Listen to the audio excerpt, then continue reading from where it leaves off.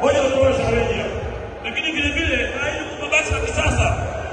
Lakini vile vile kaidi kwa mchezaji mchezaji ambaye anakuwa maana kwa hiyo kwa wale wanataka kusema ulinzi kwa sisi Simba. Nakushukuru sana. Wajibu wa wanachama kama ulivyosema ibara ya 12 inaelimisha. Lakini kwa unapendekeza kufanya marekebisho ya kuongeza hiyo, hatuwezi kulifanya hapa. Kwenye mkutano unaofuata tutakuja kulipokea hilo, yoyote mwenye mapendekezo tutafanya kazi. Asante sana. Tumemaliza hoja hiyo.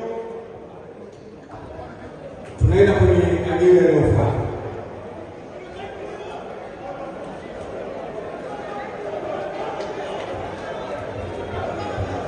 Eba napeleka mic pale kwenye ndugu wenu. Na namuona rafiki yangu mmoja yeye kila siku anaamka na mimi